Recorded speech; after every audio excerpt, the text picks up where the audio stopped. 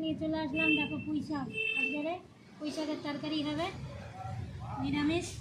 নিয়ে নিয়েছে দেখো কুমড়ো, দেখো বেগুন, বেগুনের গায়ে আগুন লেগেছে। এই বেগুনটা 15 টাকা, কিন্তু বেগুন সুন্দর। আলু প্রথমে কেটে নেব ভালো করে। ডাটাগুলো দেখে আর লোক সামলাতে পারলাম না, তাই নিয়েই নিলাম। বেশ মোটা মোটা আছে, আমাদের বাড়িতে আছে সরু। দেখো সব পাতা ছাড়িয়ে নিয়েছি, ডাটাগুলো প্রথমে কেটে নেব, তারপরে পাতাগুলোও দেবো। পাতাগুলো খুব কচি আছে, মাঝখান দিয়ে এইভাবে একটু ফালি করে নেব।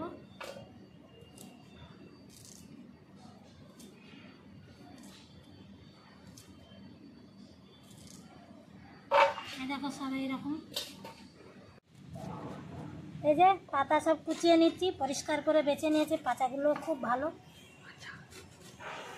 আর দেখো হয়ে গেছে, ডাটা কেটে নিয়েছি। ডাটা এতটা হয়েছে, পাতা এতটা হয়েছে। এবার সব সবজিগুলো কেটে নেব। বন্ধুরা সব সবজি আমি কেটে নিলাম। কুমড়ো, আলু, সব কাটছি। আগুন জিনিস, কিন্তু বেগুনটা দেখে খুব সুন্দর লাগলো আমার। সবজি সব কেটে নিলাম, ভালো করে পরিষ্কার করে ধুয়ে নিয়ে আসছি। চলে এসেছি, গুছিয়ে গাছিয়ে নিয়ে বন্ধুরা কড়াইতে দিয়ে দেবো তেল।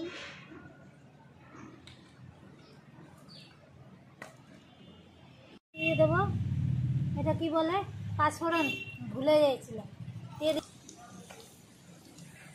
দিয়ে দেবো এবার রসুন, ছোটো করে নিয়েছি সেটা দিয়ে দিলাম। পেঁয়াজ কুচি দিয়ে দিলাম একটা, ভালো করে ভেজে নেবো একটু।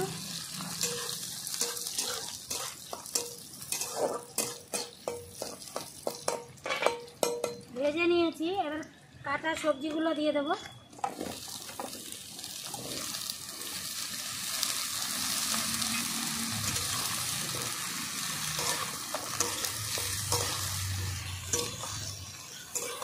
সবজিগুলো একটু লবণ আর হলুদ দিয়ে ভালো করে কষিয়ে নেবো আগে।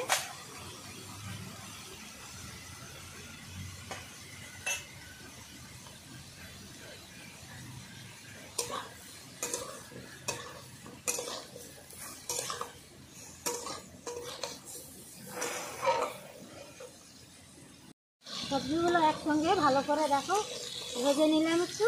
এবার আমি কেটে রাখা পুঁই শাকগুলো দিয়ে দেবো। সব শাক আর ডাটা একসঙ্গে ধুয়ে নিয়েছি।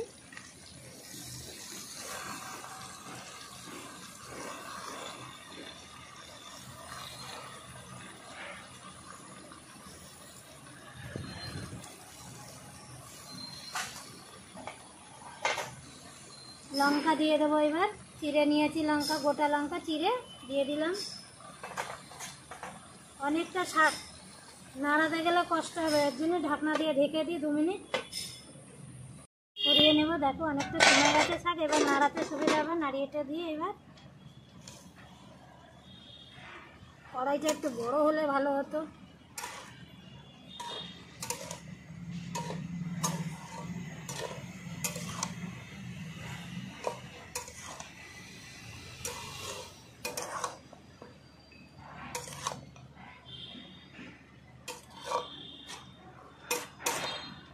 বন্ধুরা অল্প একটু লবণ দিয়ে দেবো, কেন আমি সবজি ভাজার সময় অল্প করে দিয়েছিলাম, আর একটু দিয়ে দেবো।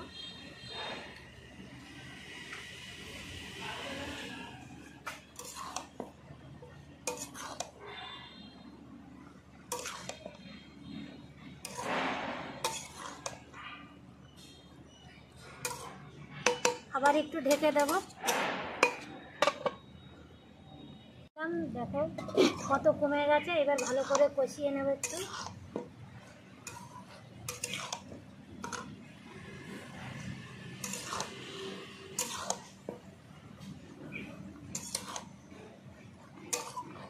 এবার ঢাকনা খুলেই একটু ভালো করে কষিয়ে নেব বন্ধুরা, বান্ধবীরা।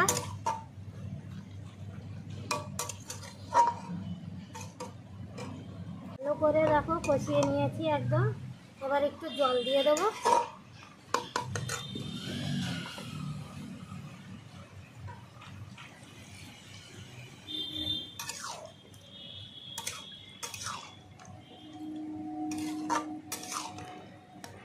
অল্প করেই জল দিলাম আজকে, কেন কষাতে কষাতে আমার সব সবজি ডাঁটা সব অনেকটা গলে গেছে, ওই জন্য অল্প করে জল দিয়ে ঢাকনা দিয়ে 8-9 মিনিট ঢেকে দেবো।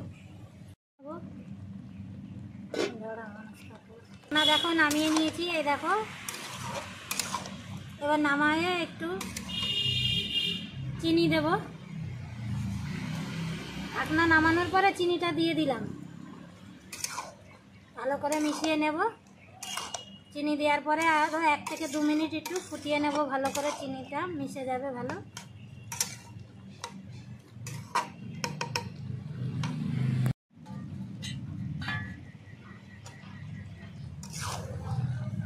পুরো রেডি বন্ধুরা, এই দেখো সুন্দর কালারটাও হয়েছে একদম একদম। এবার নামানোর আগে যেটা দরকার, পুঁইশাকের ঘাটে যেটা মেন জিনিস, ধনে জিরে ভেজে গুঁড়ো করে নিয়েছি, গুঁড়ো মশলা দিয়ে দেবো ওতে ভাজা, মিলিয়ে নেবো ভালো করে। পুঁইশাকের ঘাটে মেন হচ্ছে এইটাই।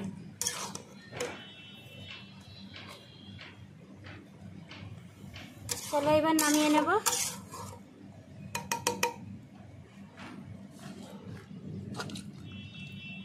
গুঁড়ো মশলাটা তোমরা নামিয়েও দিতে পারো উপর থেকে,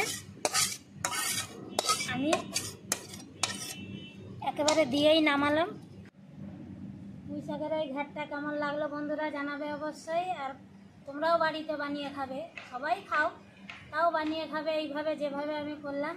আশা করি ভালো লাগবে। ভিডিওটা যদি ভালো লাগে পাশে থেকো বন্ধুরা। নমস্কার।